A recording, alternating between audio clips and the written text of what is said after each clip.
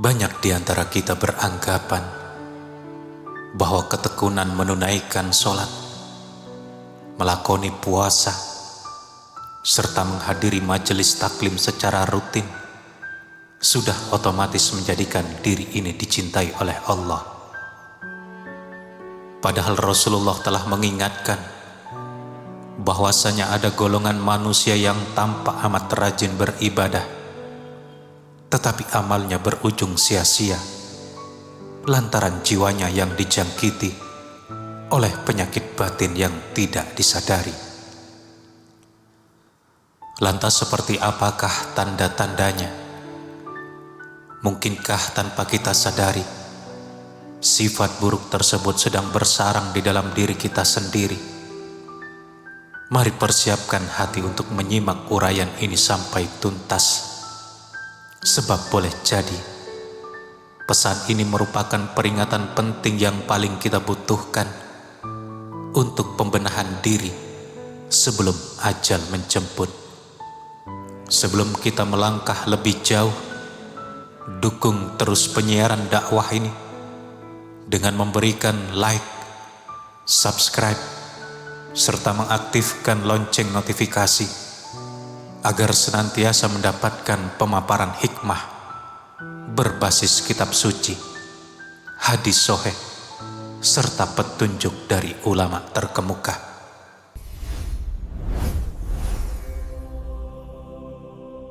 Assalamualaikum warahmatullahi wabarakatuh.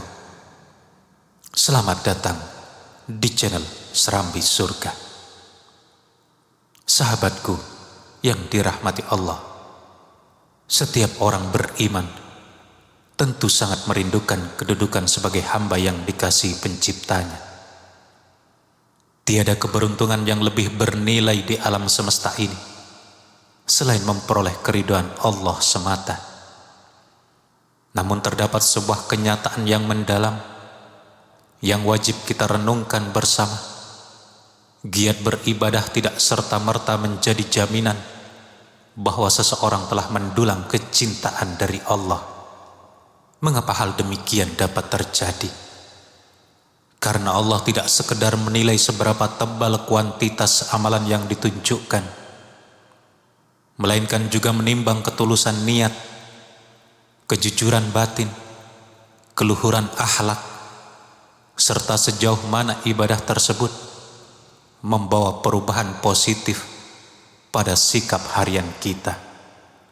Sangat mungkin ada orang yang tekun mendirikan sholat, namun lisannya senantiasa melukai perasaan sesama. Bisa saja seseorang sangat rajin melantunkan ayat suci Al-Quran, tetapi perilakunya masih kerap berbohong. Atau seseorang tampak gemar mengelurkan sedekah, padahal hatinya diselimuti oleh perasaan congkak. Inilah perkara besar yang patut kita waspadai secara bersama. Allah sesungguhnya tidak memerlukan banyaknya amalan kita, melainkan menghendaki amal yang dikerjakan dengan murni hanya untuknya, serta selaras dengan petunjuk Rasulullah. Allah subhanahu wa ta'ala berfirman, Innallaha la yuhibbu kulla mukhtalin fakhur. Artinya adalah, sesungguhnya Allah tidak menyukai setiap orang yang sombong lagi membanggakan diri. Cermatilah kandungan ayat tersebut. Allah tidak menyebutkan bahwa orang itu meninggalkan sholat ataupun tidak berpuasa. Namun Allah menegaskan satu karakter tercela yang membuat seseorang kehilangan kasih sayangnya, yakni rasa sombong. Inilah pelajaran mendasar bagi kita. Jangan pernah merasa berada di posisi aman hanya lantaran kita merasa sudah tekun beribadah. Para ulama terdahulu justru diselimuti oleh rasa cemas yang amat sangat setelah menuntaskan suatu amalan. Mereka tidak sibuk membanggakan hitungan amalnya, melainkan sibuk merintih, memohon agar amalan tersebut berkenan diterima oleh Allah Subhanahu wa taala. Allah Subhanahu wa taala juga berfirman, "Innama yataqabbalullahu minal muttaqin." Sesungguhnya Allah hanya menerima amal dari orang-orang yang bertakwa. Petunjuk ayat di atas memberikan penegasan bahwa tolak ukur utamanya bukanlah seberapa banyak ibadah yang ditunjukkan, melainkan derajat ketakwaan di dalam dada kita. Oleh sebab itu, setiap kali usai mendirikan sholat, menunaikan puasa, maupun amalan-amalan lainnya, hendaklah kita menjauhkan rasa bangga diri. Sebaliknya, marilah kita bertanya secara mendalam kepada batin masing-masing, apakah amalan yang baru saja dilakukan ini benar-benar diterima oleh Allah? Pertanyaan penuh kecemasan inilah yang senantiasa bersemayam dalam jiwa para sahabat Nabi serta ulama generasi awal. Mereka jauh lebih risau amalnya ditolak daripada merasa khawatir akan sedikitnya amalan yang sanggup mereka kerjakan. Ciri pertama adalah beribadah demi memburu pujian sesama atau riya. Saudaraku, inilah gangguan batin yang amat merusak diri kita. Seseorang bisa saja sengaja memperlama gerakan sholatnya saat menyadari ada orang lain yang memperhatikan. Ia sengaja memperindah lantunan Al-Quran agar memperoleh sanjungan, bersedekah supaya dicap sebagai dermawan, atau aktif dalam giat keagamaan demi meraih reputasi soleh. Padahal seluruh kepura-puraan tersebut sanggup meleburkan pahala amalan tanpa sisa. Rasulullah bersabda, "Inna akhfa ma akhafu alaikum syirkus asgar." Sesungguhnya yang paling aku khawatirkan atas kalian adalah syirik kecil. Manakala para sahabat bertanya mengenai apa yang dimaksud dengan syirik kecil tersebut, beliau memberikan jawaban ar-riya, yang artinya yaitu riya. Mengapa sifat riya digolongkan sangat berbahaya? Sebab pelakunya tampak tetap menjalankan sholat, tetap menunaikan puasa, serta tetap membaca Al-Quran, namun segalanya dikerjakan tidak murni karena Allah. Perlahan namun pasti, arah niatnya berbelok demi mengejar penilaian dan pandangan manusia. Padahal manusia sama sekali tidak memiliki kuasa untuk menganugerahkan surga maupun mengampuni dosa. Hanya Allah satu-satunya yang maha kuasa atas hal itu. Imam An-Nawawi menjelaskan bahwasanya keikhlasan merupakan roh dari setiap perbuatan ibadah. Tanpa adanya keikhlasan, amalan akan kehilangan seluruh bobot nilainya di hadapan Allah. Kemudian ciri kedua adalah merasa tinggi hati lantaran menganggap dirinya paling soleh. Saudaraku sekalian yang dirahmati Allah, keburukan batin berikutnya yang amat membinasakan adalah memandang diri sendiri lebih mulia dibandingkan orang lain. Inilah bentuk kesombongan yang amat halus dan seringkali menyusup tanpa disadari, bahkan ke dalam jiwa orang yang rajin beribadah. Pada mulanya seorang mulai rajin menunaikan sholat, berlanjut rutin membaca Al-Quran, lalu bersemangat menghadiri majelis-majelis ilmu. Seluruh hal itu sejatinya merupakan karunia yang amat agung dari Allah. Namun setan tidak akan tinggal diam begitu saja. Apabila setan gagal membujuk seseorang untuk meninggalkan ibadah, maka setan akan berganti strategi untuk merusak nilai ibadah tersebut melalui pintu kesombongan. Secara perlahan bermunculan bisikan halus di dalam dada, "Aku jauh lebih rajin ketimbang dia. Dia jarang tampak di masjid. Pengetahuanku lebih mendalam. Amalku jauh lebih melimpah." Ungkapan-ungkapan batin semacam ini sepintas terlihat sepele, padahal sangat beracun apabila dibiarkan berkembang. Sebab ukuran kemuliaan sejati di sisi Allah bukanlah ditentukan oleh seberapa banyak pujian yang diraih dari manusia, melainkan siapa yang paling tinggi tingkat ketakwaannya. Allah Ta'ala berfirman, Inna akramakum indallahi atqakum. Sesungguhnya yang paling mulia di antara kalian di sisi Allah adalah yang paling bertakwa. Ketakwaan merupakan urusan rahasia hati, dan hanya Allah semata yang tahu pasti kadar takwa seseorang. Sangat mungkin ada orang yang tampilan ibadahnya tampak sederhana, namun memiliki keikhlasan luar biasa, sehingga Allah mengangkat derajatnya. Sebaliknya, ada orang yang tersohor sebagai ahli ibadah, namun amalnya gugur akibat digerogoti perasaan ujub dan takabur.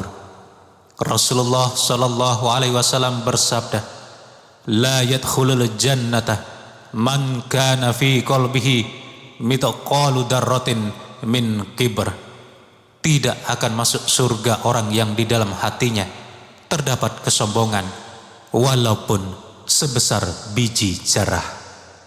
Peringatan keras dalam hadis ini membuat para ulama senantiasa mawas diri dan selalu merasa amalan yang mereka lakukan masih amat jauh dari kata sempurna. Ciri ketiga adalah amalan ibadahnya berlimpah, namun ucapan lisannya kerap menyakiti perasaan orang lain. Saudaraku, terdapat sebuah riwayat yang amat menggetarkan jiwa. Pada suatu ketika Rasulullah ditanya mengenai kondisi seorang wanita yang tekun mendirikan sholat malam, rajin berpuasa sunnah di siang hari, serta gemar bersedekah, namun lidahnya selalu melukai perasaan tetangganya. Mendengar hal itu, Rasulullah bersabda, Hiya finnar, yang artinya adalah dia berada di neraka. Kenyataan ini sungguh amat mengejutkan. Sekalipun ibadahnya melimpah, keburukan lisannya sanggup menghancurkan seluruh kebaikan tersebut. Hadis ini memberikan pelajaran berharga bahwa hubungan spiritual kepada Allah tidak boleh dipisahkan dari etika hubungan sosial terhadap sesama manusia. Apa gunanya tekun menjalankan tahajud apabila setiap hari masih gemar melukai hati sesama? Apa artinya rutin menderas Al-Quran jika ucapan sehari-hari masih dipenuhi celaan? Apa manfaat rajin berzikir apabila masih suka menyebarkan fitnah? Allah berfirman, Wa qulu linnasi husna, dan ucapkanlah kata-kata yang baik kepada manusia. Instruksi ini terdengar sederhana, namun menuntut perjuangan besar dalam penerapannya. Sebab mengendalikan ucapan jauh lebih rumit ketimbang menjaga pergerakan tangan. Satu perkataan yang kasar sanggup meretakkan tali persaudaraan. Satu tuduhan fitnah sanggup merusak kehormatan seseorang. Dan satu komentar yang menyakitkan sanggup menorehkan luka batin berhari-hari. Oleh karena itu, jangan pernah menganggap remeh tiap kata yang keluar. Lisan sesungguhnya merupakan cerminan dari kondisi batin. Para ulama menegaskan bahwa jiwa yang bersih akan senantiasa melahirkan tuturan yang menyejukkan. Sebaliknya, hati yang dikuasai iri dan kebencian akan sangat mudah melontarkan kata-kata yang melukai. Atas dasar itulah Rasulullah bersabda, Man kana yu'minu billahi wal yawmil akhiri falyakul khairan aw liyasmut. Barang siapa beriman kepada Allah dan hari akhir, hendaklah ia berkata yang baik atau diam. Coba bayangkan betapa indahnya apabila petunjuk ini sungguh-sungguh kita terapkan dalam kehidupan harian kita. Berapa banyak perselisihan yang sanggup diredam, berapa banyak ikatan keluarga yang tetap tentram, serta berapa banyak persahabatan yang sanggup diselamatkan dari keretakan. Ciri keempat adalah penyakit hasad, yaitu merasa dengki atas kenikmatan yang diperoleh orang lain. Saudaraku sekalian yang dimuliakan Allah, keburukan batin berikutnya yang sanggup meleburkan pahala amalan adalah hasad, yaitu merasa tidak nyaman melihat orang lain meraih keberkahan, bahkan mendambakan agar kenikmatan tersebut mencabut dari pemiliknya. Seseorang mungkin saja rajin mendirikan sholat, konsisten berpuasa, serta aktif mengikuti pengajian dimanapun berada.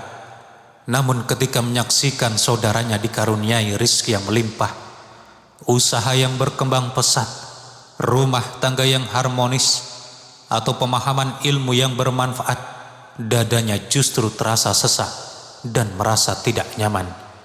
Ia merasa amat berat untuk sekedar mengucapkan doa kebaikan.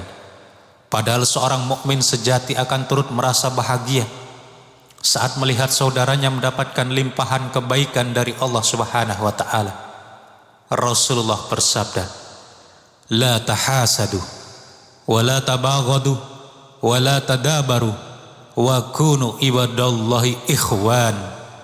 Janganlah kalian saling mendengki, jangan saling membenci, jangan saling membelakangi, dan jadilah kalian hamba-hamba Allah yang bersaudara.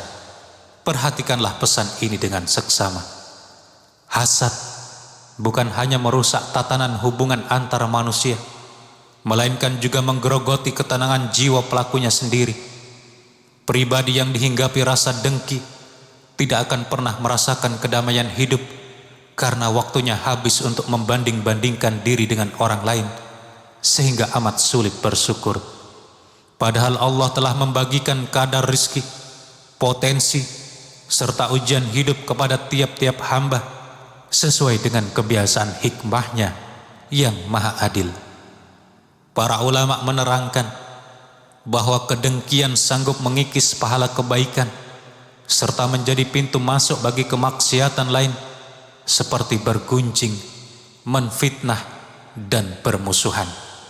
Oleh sebab itu, apabila kita menyaksikan saudara kita meraih suatu keberkahan, biasakanlah untuk langsung memanjatkan doa, "Ya Allah, limpahkanlah keberkahan atas kenikmatan milik saudaraku ini, dan anugerahkanlah pula kepadaku rizki yang halal serta penuh berkah." Melalui kebiasaan tersebut, dada akan terasa lapang serta terbebas dari jeratan penyakit dengki. Kemudian ciri kelima, memutuskan ikatan silaturahmi. Saudaraku, ajaran Islam tidak hanya menekankan pentingnya membangun hubungan vertikal yang baik kepada Allah, melainkan juga menuntut pembinaan hubungan horizontal yang harmonis kepada sesama manusia. Sangat disayangkan, ada kalanya ditemukan orang yang rajin beribadah, namun bertahun-tahun enggan menyapa saudaranya sendiri. Ada yang berlarut-larut bermusuhan lantaran perebutan harta warisan. Ada yang memutuskan komunikasi hanya disebabkan perselisihan urusan duniawi. Dan ada pula yang enggan saling berkunjung hanya karena merasa kelompoknya paling benar. Padahal Rasulullah telah memberikan peringatan yang sangat keras mengenai dosa memutuskan hubungan kekeluargaan. Beliau bersabda, "La yadkhulul jannata qati'u rahim," yang artinya adalah tidak akan masuk surga orang yang memutus tali silaturahmi. Keterangan dalam hadis ini menunjukkan betapa besarnya bobot dosa dari perbuatan meretakkan ikatan persaudaraan. Mungkin di antara kita ada yang membatin, lantas bagaimana jika posisi saya adalah pihak yang disakiti? Jawabannya adalah, Islam sama sekali tidak pernah mengajarkan umatnya untuk membalas kejahatan dengan kejahatan serupa. Upaya menyambung silaturahmi bukan berarti membenarkan kehilafan orang lain, melainkan bentuk ketaatan dalam menjalankan perintah Allah sesuai batas kemampuan kita.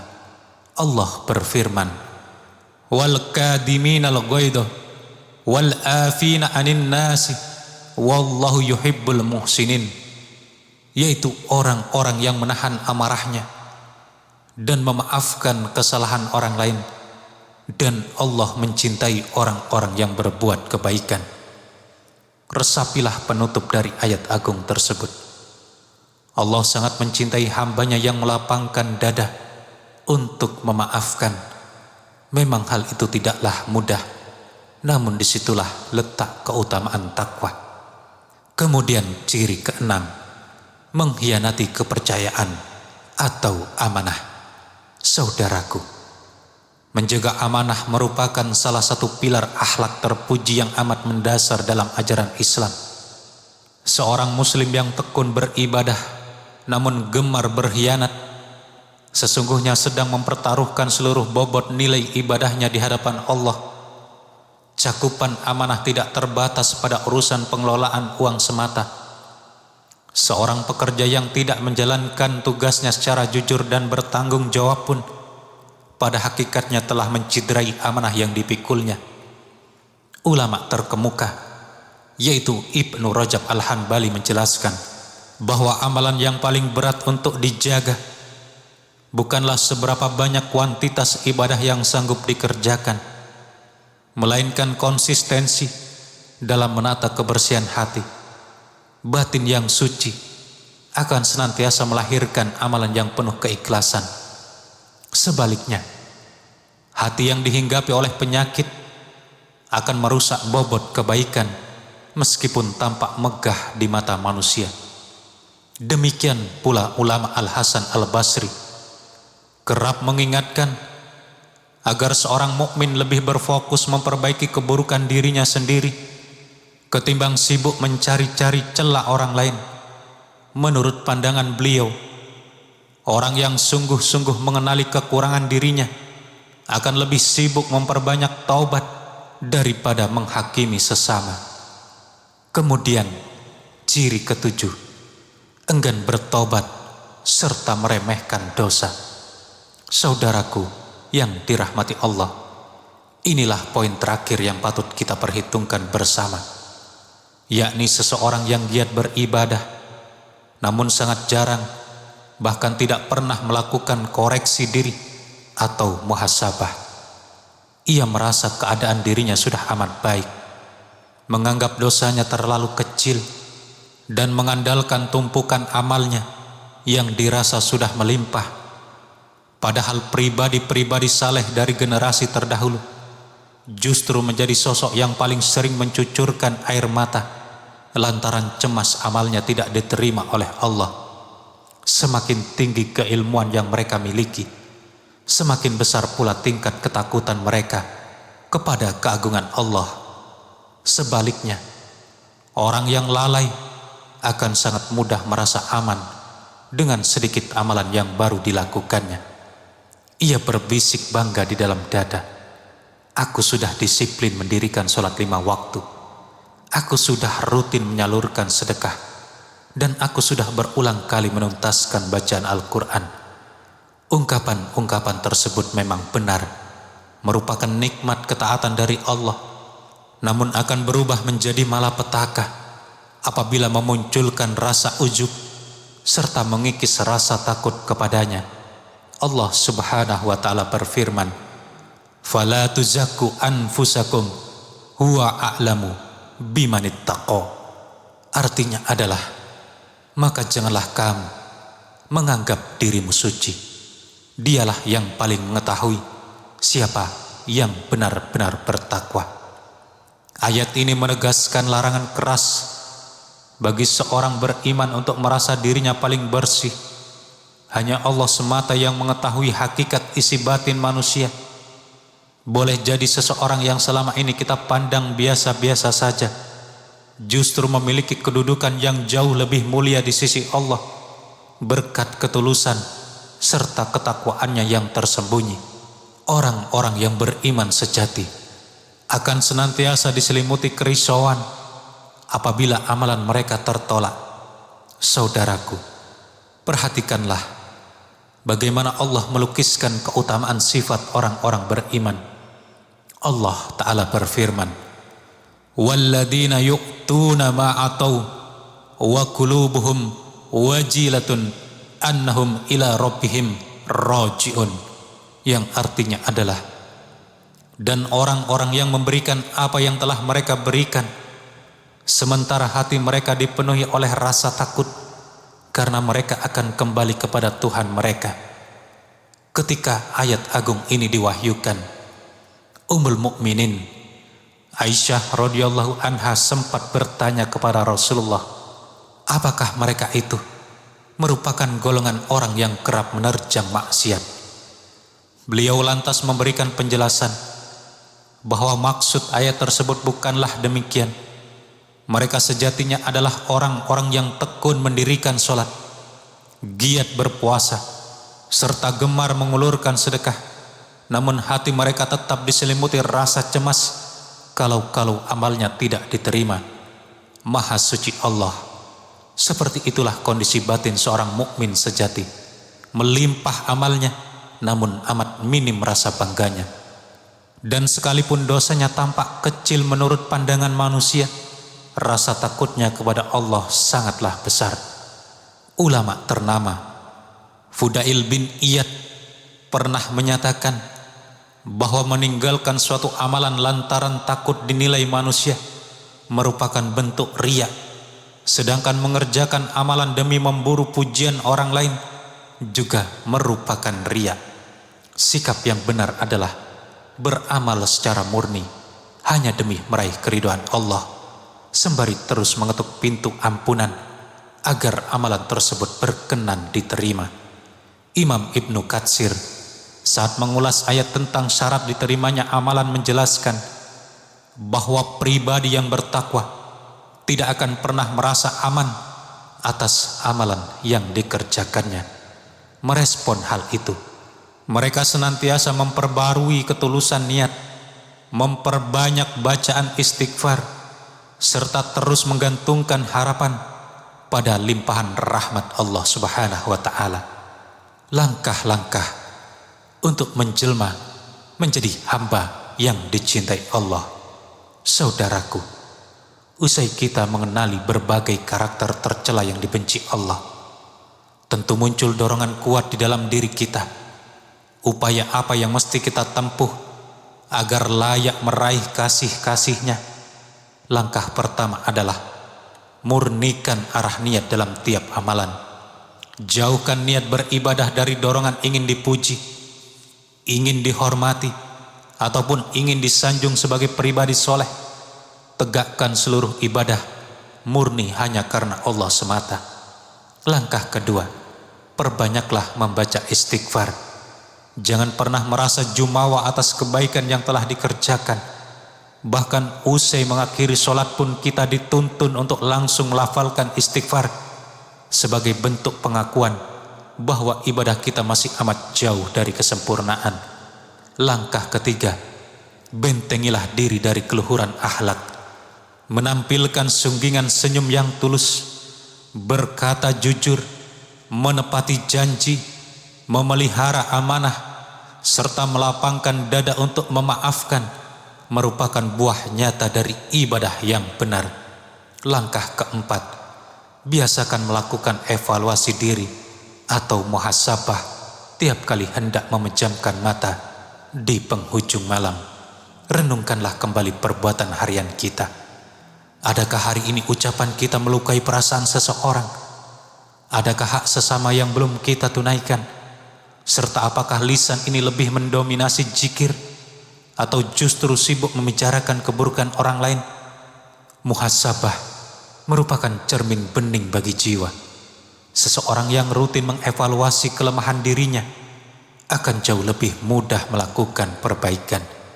Semoga Allah berkenan menyucikan jiwa kita dari penyakit riya, ujub, takabur, dengki, serta seluruh kotoran batin lainnya. Semoga Allah membimbing kita menjadi hambanya yang istiqomah dalam ketaatan. berbudi pekerti luhur, berlidah lembut, serta dianugerahi keutamaan rahmat dan ridhonya hingga akhir hayat kita. Amin. Amin ya rabbal alamin. Wassalamualaikum warahmatullahi wabarakatuh.